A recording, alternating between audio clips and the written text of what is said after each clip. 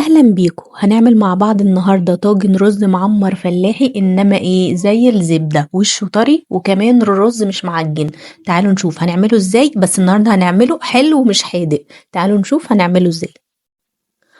أول حاجة هنجيب عندنا الطاجن أو البرام أو الصينية، صينية بايركس، صينية تيفال، ألمونيوم، أي حاجة اللي انت هتستعمليها.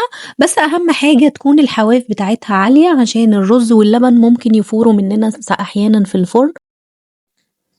وكمان الرز لما هيستوي طبعا هيتضاعف حجمه فيلاقي مساحة يعلى فيها.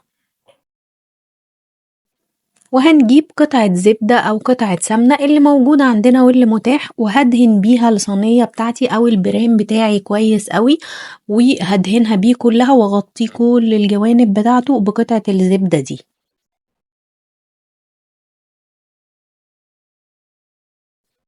هبتدي اجيب مقدار الرز بتاعي، طبعا كل واحد على حسب هو هيعمل كمية قد ايه، بس في الاجمالي هو كوباية الرز بتاخد كوباية ونص لبن. كوباية الرز بتاخد كوباية ونص لبن. كوباية الشاي العادية اللي هي بالايد دي بتاخد كوباية رز بتاخد كوباية ونص لبن.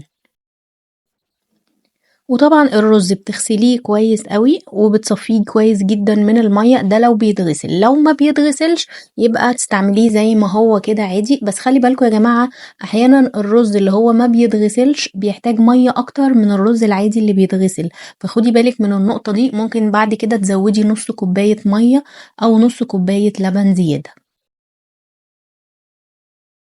هضيف النهاردة معانا 3 كوبايات رز، هنحط عليهم تقريبا نص كوباية سمنة، وحطيت عليهم معلقة أكل قشطة، وهفضل أدعك الرز مع السمنة ومع القشطة كويس قوي لحد ما أحس إن الرز شرب كل السمنة والقشطة بتاعتي. عايزة تستعملي زبدة استعملي، المهم يكون طعمها حلو عشان تدي الرز طعم جميل كده، طعم الفلاحي الأصيل بتاع الزبدة البلدي اللي احنا متعودين عارفينها زمان يعني.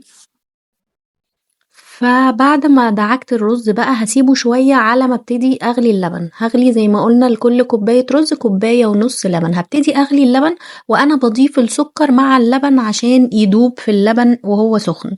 هضيف على ال3 كوبايات دول تقريبا من كوباية سكر او كوباية الا ربع، على حسب انتي بتحبي الحاجة مسكرة ولا بتحبيها مظبوطة. فكوباية الا ربع هتبقى مظبوطة، وكوباية سكر هتبقى اللي هو سكرها حلو يعني. وبعد ما اللبن يغلي هبتدي اضيفه على الرز واقلب الرز في اللبن كويس قوي. وبعدين بعد ما خلاص حطيت اللبن كله هبتدي اجيب كده معلقتين اكل قشطة وابتدي احطهم على وش الطاجن او وش الصينية بتاعتي. طبعا معلقتين القشطة دول هما فايدتهم ايه؟ في ناس ساعات بتعمل الطاجن الرز ده تقول ده الوش بتاعه نشف مني، ده الرز خد الطبقة اللي الوش بتاعت الشواية ونشف مني. طب اعمل ايه؟ فانتي طبقة القشطة دي هي اللي بتديكي الوش الكريمي الحلو ده، طعمه وريحته بتبقى حلوة قوي وهو تحت الشواية، وبيخلي طعمه جميل جدا. فهو لازم نحط عليها من على الوش كده قشطة.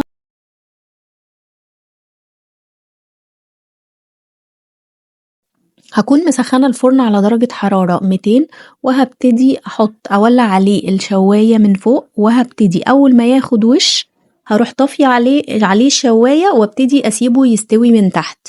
ده الطريقة دي بتخليه ان هو ياخد الوش الحلو الكريمي، وفي نفس الوقت الرز ما يكونش هو اللي فوق على الوش وينشف مني. كده كده القشطة هي اللي بتخليه ياخد الوش ده. فبياخد الوش من فوق، وبعدين هسيبه بقى 40 دقيقة او 45 دقيقة يستوي من على النار من تحت.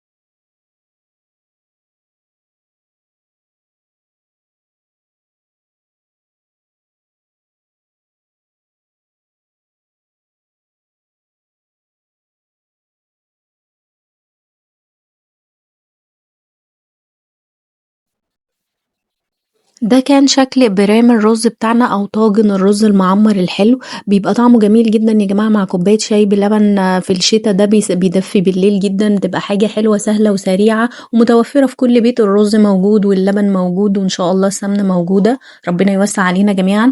بس بجد طاجن في منتهى الروعة، بيفكرنا كده بزمان واحنا في الفلاحين عند قرايبنا وأجدادنا وكل الناس دي، وطعم الرز بتاعهم التحفة.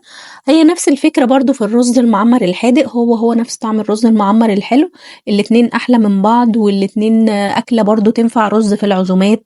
بتعملي طاجن الرز كده بيبقى جميل جدا جدا، بجد جربوا الوصفة دي وهتعجبكم قوي وهتدعولي. بصوا يا جماعة، أنا هنا نسيت إن المفروض الرز دوت اللي هو ما بيتغسلش بيحتاج نص كوباية مية زيادة، فأنا بعد ما بعمل معيار اللبن بتاعي هزود عليه يا نص كوباية مية يا نص كوباية لبن. أنا للأسف هنا بعد ما خد الوش افتكرت إن هو الرز ده ما اتغسلش، فالنوع اللي ما بيتغسلش يعني، فرحت مزوداله نص كوباية سائل. فبعد كده قلبته بقى وبعدين حطيت، عشان كده هتحسوا ان الوش ده غير الوش اللي انا مصوراه جوه الفرن، عشان انا زودته وهو جوه الفرن وما خدش اي معجنش وما اتغيرش والرز وشه ما نشفش ولا اي حاجه. بعد ما تزوديه حطي بس معلقه قشطه تاني على الوش ومش هيجراله اي حاجه ولا عجن ولا اي حاجه، هنفتحه مع بعض ونشوفه.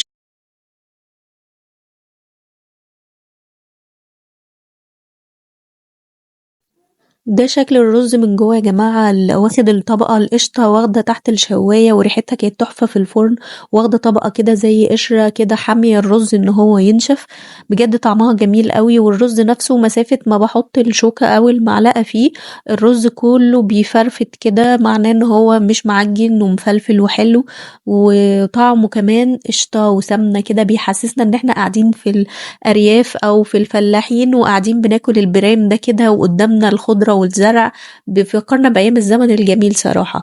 جربوه ووعدكم مش هتندموا وهيعجب كل حبايبكم وكل قرايبكم، وبيبقى شكله كمان شيك قوي على السفرة، وخاصة سفرة رمضان، كل سنة وانتم طيبين.